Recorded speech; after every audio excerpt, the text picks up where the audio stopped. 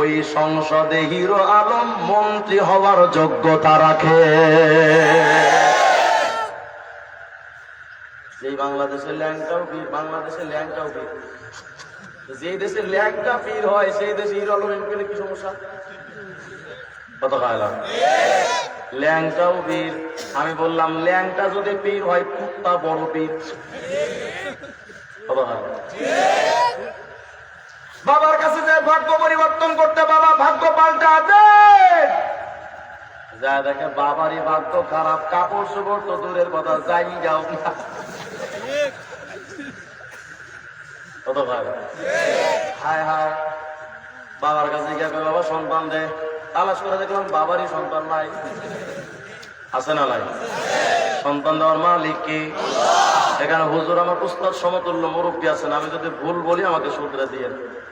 সন্তান দেওয়ার মালিক পীর তো দূরের কথা, সন্তান দেওয়ার মালিক কোন নবীও না।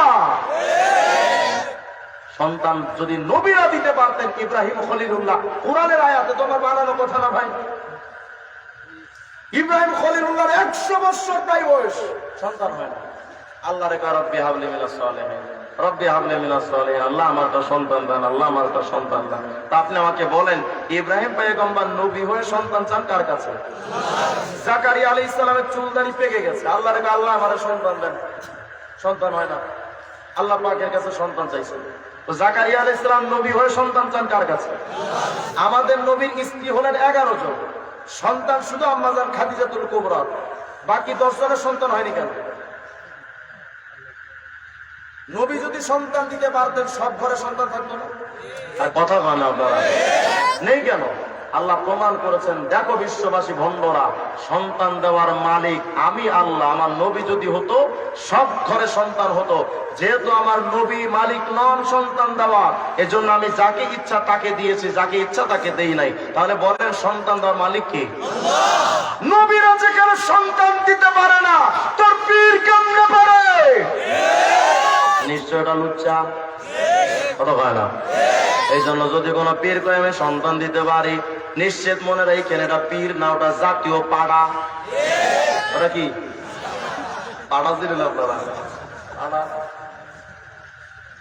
হায় হায় কত বাবা। আমি মাঝে মানিকগঞ্জে গেছি, আমার একটা হুজুর, আমাদের এলাকায় 52টা বাবা আছে। সাড়ে কেন? ওদের একটা বাবা আছে ঠ্যাং চুং নাই, তো এটাতে কাইটা অর্ধেক বানানো লাগছে। বুড়ে বাবা, কত বাবা, ইয়াবা বাবা। বাংলাদেশে ইয়াবা বাবার যেমন অভাব নাই, পীর বাবারও অভাব নাই। কত বাবা, খাজা বাবা, আটকশি, সুরেশ্বর, চন্দ্রপাড়া, দেওয়ানবাগি, কুতুববাগি, রাজারবাগি, ছোট ভান্ডারি, বড় ভান্ডারি, মাইজ ভান্ডারি, ধন ভান্ডারি, পানি শাহ, বালু শাহ, কালু শাহ, কেপ্তি শাহ, গামছা শাহ, লঙ্গি শাহ, কেল্লা শাহ, পাইল্লা শাহ, চিল্লা শাহ, চরম বিবি, গরম শাহ, ফকির শাহ, মিসকিন শাহ, গরিব শাহ, টং শাহ, ঢং শাহ, কেহু শাহ, কুত্তা শাহ, গোড়া শাহ, ল্যাংটা শাহ, বদনা শাহ। মাঝে একটা মাজার এসে চট্টগ্রামে হজরত কুত্তা শাহ। কুত্তা শাহ কেন? হুজুর আমাদের বাবা একটা কুকুর পুষতো, এই কুকুরটা মারা যাওয়ার পরে হেডারে কবর দেওয়ার নাম দিছে হজরত কুত্তা শাহ মাজার রহমতুল্লাহ। পাবলিক ঢের কুত্তার কাছে গিয়ে কয় বাবা। বলেন কুত্তারে যদি কেউ বাপটাকে কি এর বাচ্চা? আবার কিছু মানুষ গরু নাকি এদের মা, তার মানে এরা গরুর বাচ্চা। আবার কথা কথিত বুদ্ধিজীবী বিজ্ঞানী নামক অজ্ঞানীরা আইসা কয় এদের বাপ দাদা 14 পুরুষ নাকি বান্দর ছিল, তার মানে এরা বানরের বাচ্চা। তাহলে বোঝা গেল এদের পরবর্তী প্রজন্মরে যদি জিগাও তোর বাবার রচনা লেখ, বলবে আমরা মানুষের বাচ্চা না, জানোয়ারের বাচ্চা। মানুষ আবার এগুলো হয়ে গেল। হায় হায়, বাবার কাছে গিয়া বাবার কাছে সন্তান চায়, বাবার কাছে দুধ কলা দেয়। আর এদের তো বাপের অভাব নাই, কিন্তু মা নাই। বাপ আছে মা নাই। তা আমি মনে করলাম এদের মা ভাগ্যা গেছে, কই খোঁজা দরকার। গিয়া তালাশ করে দেখলাম ইন্ডিয়ার ঘরে ঘরে এদের মা। কত হয় না?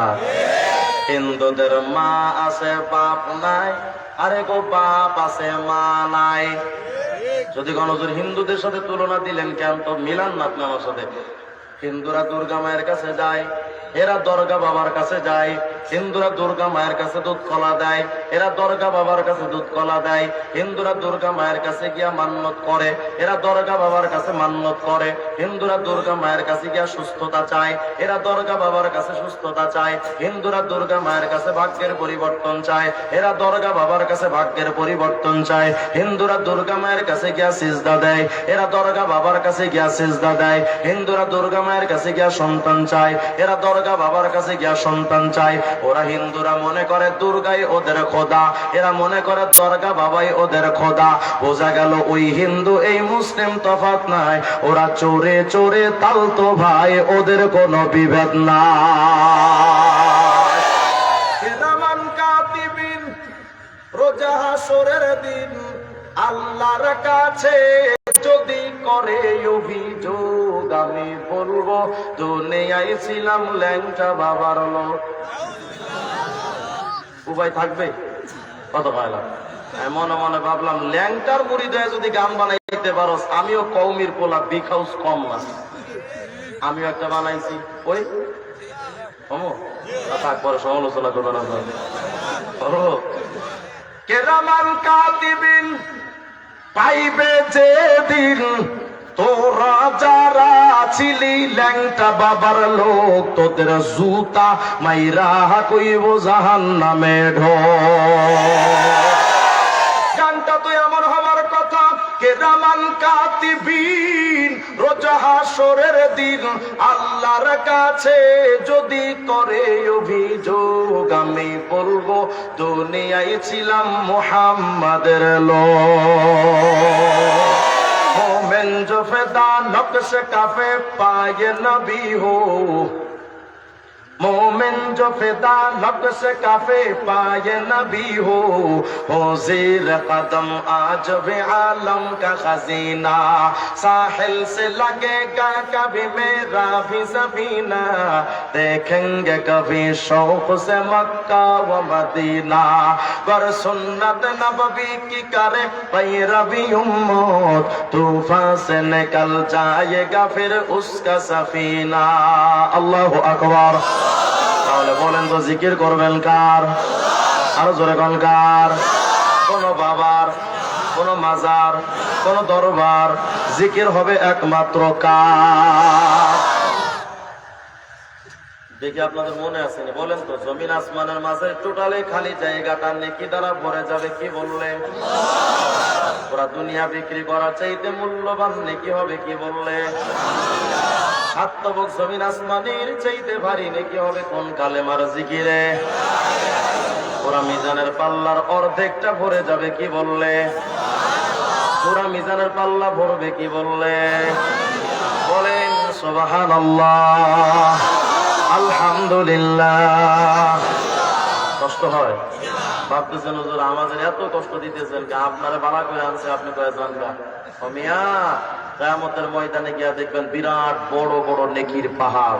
ওয়া সুবহানাল্লাহ, আল্লাহ এত বড় বড় নেকি দিয়েছেন, আপনি কার? এত বড় নেককার কে? পাহাড় সমপরিমাণ এক একটা নেকি, এমন নেকি কত তার হিসাব নাই, এত বড় নেককার কে? আল্লাহ বললেন তুমি জানো না? বলে আল্লাহ এত বড় নেককার তো দেখার খুব ইচ্ছা, এত বড় ভাগ্যবান মাশাআল্লাহ। আল্লাহ বলবেন সান্দু, এত বড় নেকির মালিক তো ঘটনাক্রমে তুমি নিজে। আল্লাহ আপনি আমার সাথে ঠাট্টা করেন, জীবনে আকিস বিড়ি চাই না, কুল পাই না, এত বড় ইবাদত করবো কবে? আল্লাহ বলেন না, তুমি আসলে এটার মালিক। তো কেমনে? ওই যে রিজওয়ান রফিকে গেছিল তোমাদের রামপাশায়, বয়ান করছিল, আর তোমাদের বারবার বলতে বলেছিল, ভাইরা বলেন সুবহানাল্লাহ, আলহামদুলিল্লাহ, আল্লাহু আকবার, লা ইলাহা ইল্লাল্লাহ। ও বান্দা, যতবার বলছিলা প্রত্যেকটার বিনিময়ে এক একটা নেকির পাহাড় বানায় রাখছি। সুবহানাল্লাহ, আলহামদুলিল্লাহ, আল্লাহু আকবার, লা ইলাহা ইল্লাল্লাহ, লা ইলাহা ইল্লাল্লাহ, লা ইলাহা ইল্লাল্লাহ, লা ইলাহা ইল্লাল্লাহ, লা ইলাহা ইল্লাল্লাহ, লা ইলাহা ইল্লাল্লাহ। আল্লাহ আল্লাহ আওয়াজ দিয়ে আল্লাহু আকবার। মাহফিলে এসে লস হইছে না লাভ? মানুষ পয়সা দেখবেন সমালোচনা করে, আরে মাহফিলে যে লাভ নাই। কেন? হেদায়েত পায় না। তোর কপালে হেদায়েত জুটবে কেন? তো আকিস বিড়ি পাশা বানতে টানতে জিন্দেগি শেষ। হেদায়েত তো সহজ জিনিস নিয়ে এই যে একবার সুবহানাল্লাহ কোন, আলহামদুলিল্লাহ কোন, লস না লাভ? ভাইরা বলেন না লস না লাভ? অন্তত এই সময়টুকু যে গুনাহ থেকে বেঁচে আছেন, টিভির সিরিয়াল দেখা থেকে যে বেঁচে আছেন, আল্লাহর হাবিব বলেছেন ইয়া আবা হুরায়রা ইত্তাকিল মাহারিমা তাকুন আবাদান নাস, শুধু গুনাহ ছেড়ে দাও বড় বুজুর্গ হয়ে যাবে। তো গুনাহ ছেড়ে দেওয়াও তো বিরাট বড় ইবাদত। এই সময়টুকু তো আর গুনাহ হচ্ছে না। তাহলে এই যে মাহফিলের আয়োজনগুলো করা হয়, বক্তারা আসে, আপনারা বসেন, এটা লস না লাভ? এটা আজকে বিরূপ প্রতিক্রিয়া সৃষ্টি করানোর চেষ্টা চালানো হচ্ছে যেন মাহফিলে মানুষ বেশি না হয়। আলিয়াযু বিল্লাহ, আল্লাযীনা ইয়াসুদ্দুনা আন সাবিলিল্লাহ আয়াতের মিসদাক হয়ে কিয়ামতের পাকড়াও হয়ে যাবে। আল্লাহ আমাদের হেফাজত করেন, আমিন বলেন। তাহলে বলেন জমিন আসমানের মাঝের টোটালি খালি জায়গাটা নেকি দ্বারা ভরে যাবে, কি বললে? বলেন কি বললে? পুরা দুনিয়া বিক্রি করার চাইতে মূল্যবান নেকি হবে, কি বললে? বলেন কি বললে? পুরা 7 তবক জমিন আসমানের চাইতে ভারী নেকি হবে কোন কালেমার জিকিরে? পুরা মিজানের পাল্লার অর্ধেকটা ভরবে, কি বললে? পুরা মিজানের পাল্লা ভরে যাবে, কি বললে? এখন একটা প্রশ্ন, হুজুর বুঝলাম মিজানের পাল্লা ভরার নেকির আমল দিলেন, করলাম তো ভরে গেল, কিন্তু জীবনে কিয়ামতের ময়দানে যদি দেখি আমল নামার দিকে তাকায়, আকাম কুকাম তো জীবনে কম করি নাই, কেমন